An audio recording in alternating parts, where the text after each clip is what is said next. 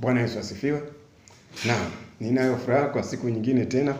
Tumshukuru Mungu kwa ajili ya siku ya leo na wakati kama huu. Baba mbinguni, asante kwa nafasi hii ulionipa ya kufundisha neno lako katika jina la Yesu Kristo wa Nazareti. Baba mbinguni, asante kwa damu yako iliyomwagika msalabani. Asante mwana wa Mungu Yesu Kristo wa Nazareti kwa damu iliyomwagika pale msalabani. Naam, nakushukuru Baba mbinguni. Naomba niongoze kwa hekima yako na uwezo wa Roho Mtakatifu katika kufundisha hili somo. Amina. Naam. Ni jambo jema kujua kwamba Roho Mtakatifu,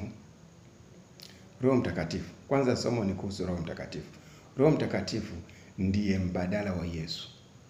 Roho Mtakatifu ndiye wakili wa kutusaidia sisi katika kesi zetu za kila siku ambazo shetani anatushtaki kwa Mungu ili apate ushindi. Sasa tutamshinda sisi kwa uwezo wa Roho Mtakatifu.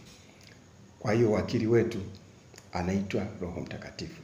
Roho Mtakatifu ndiye mbadala wa Yesu. Yesu alisema kwamba nami nitamwomba Baba, atawapa Roho Mtakatifu ambaye atakuwa ndio msaidizi.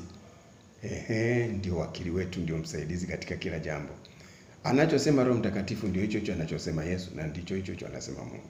Kwa sababu Mungu, Yesu na Roho Mtakatifu wanapatana kwa habari moja.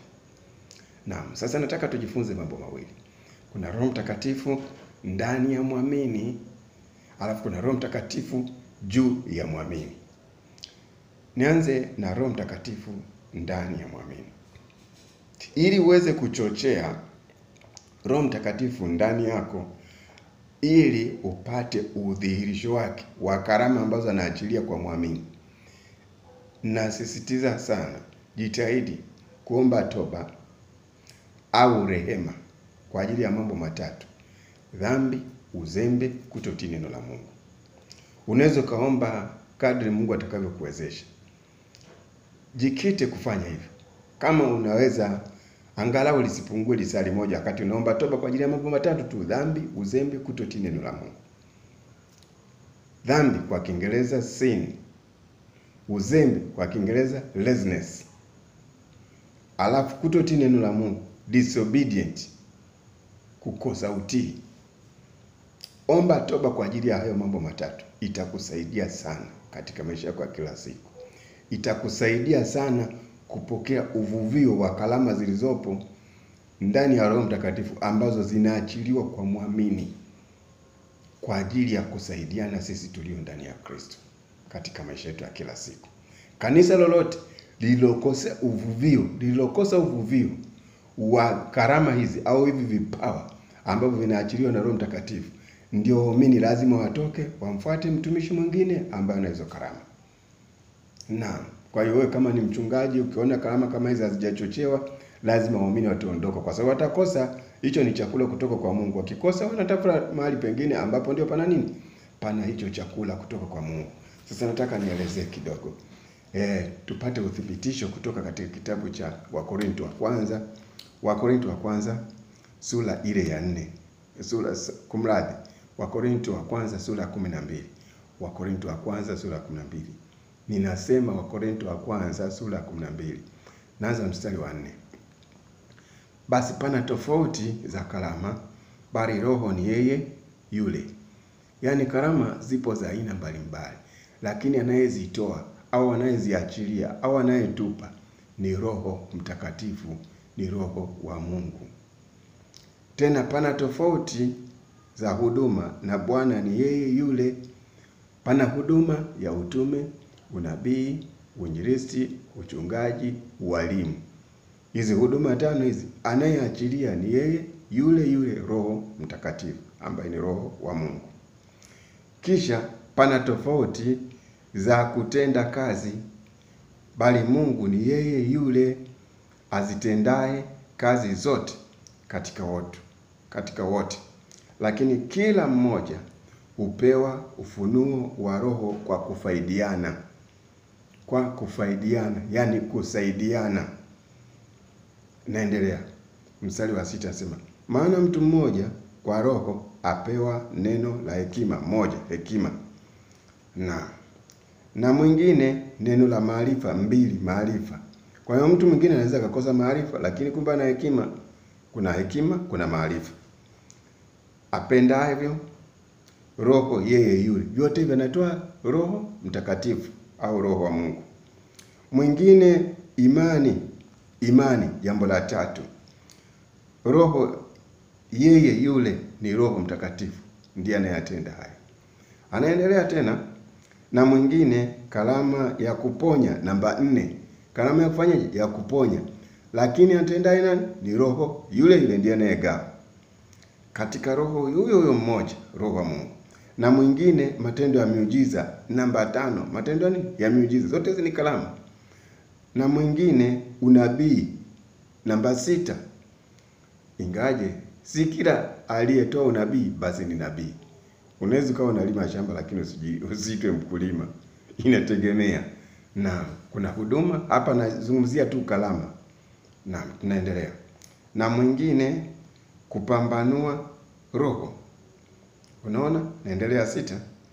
Na mwingine aina za lugha, 7. Na mwingine tafsiri za lugha, 8. Lakini kazi zote azitendaye ni Roho huyo.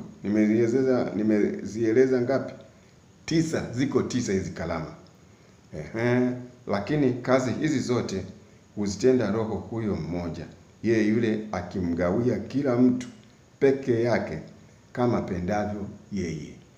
Kama na kuomba ukapate nafasi ya kutafakari na kusoma, utakuta hizi karama ziko 9. Ziko 9 ambazo nimekuambia ili kuzichochea. Kwa kawaida unavyozichochea, unazichochea kwa kuomba toba. Hayo mambo matatu niliyokuambia. Omba toba kwa ajili ya dhambi, uzembe, kutotii neno la Mungu. Ili ujue kwamba Mungu anakutumia katika karama ipi katika hizi 9. Kuna neema ambayo mtumishi anaweza kutumika katika hizo zote. Na kuna neema inawezekana mwingine anatumika katika moja katika hizo 9 au 2 au 3. Mwingine ana maarifa, mwingine ana hekima. Mwingine ana miujiza lakini hana hata hekima. Kwa hiyo hivi vitu jitahidi sana kuomba ili viwe sehemu yako katika maisha yako wewe ambao una imani katika Kristo. Itakusaidia sana katika jina la Yesu Kristo wa Nazareti. Hiyo ndio kazi ya Roho Mtakatifu ndani ya muamini. Ndani ya muamini. Na Roho Mtakatifu juu akikujilia juu, kazi yake kubwa Roho Mtakatifu kuja juu ni kuachilia nguvu kwa ajili ya huduma. Sasa inaweza kawa utume, unabii, uinjilisti, uchungaji, walimu. Hizo huduma 5 hizo. Anapokujilia juu, anashusha nguvu zake kutoka kwa Mungu aliye juu. Yesu alishuka kutoka juu. Na akapanda tena akaenda juu. Alifufuka kutoka kaburini juu. Akapanda tena kwenda juu. Na atakuja tena kwa mara nyingine kutoka wapi? Juu. Yeye ni wa viwango vya juu, mafundisho yake ya kiwango cha juu, miujiza yake kiwango cha juu, nguvu zake za kiwango cha juu. Yeye ni wa juu. Atatupeleka juu mbinguni, tutaenda kuishi naye. Huyu ndiye Yesu. Sasa nataka tuendelee hili somo. Hili somo ni zuri sana. Tutaendelea wakati mwingine, nitaelezea zaidi kuhusu Roho Mtakatifu akikujilia juu. Kwa ajili ya nini? Kwa ajili ya huduma. Na tutaona mifano. Utamwona Yesu wakati anaanza huduma alijiliwa na nini? Roho Mtakatifu juu yake kama huwa. Tunamuona Petro akijazwa na Roho Mtakatifu, ndio hiyo. Tunamuona Paulo akiwa amejaa Roho Mtakatifu. Kwa hiyo Roho Mtakatifu atakujilia juu. Ni kwa agizo la Mungu. Ni Mungu anaanza kutembea na huyo mtumishi katika jina la Yesu Kristo wa Nazareti. Na hili somo ni endelevu. Natoa masomo mengi. Ukitaka zaidi mafundisho utakutana na vipindi ambavyo navitoa katika ile Yehova Television ambayo inatoa mafundisho ya neno la Mungu. Pia nafanya maombezi. Ukitaka maombezi, kama una shida yoyote unataka niombe kwa jina la Yesu ili upate kupona, namba hii sikiliza: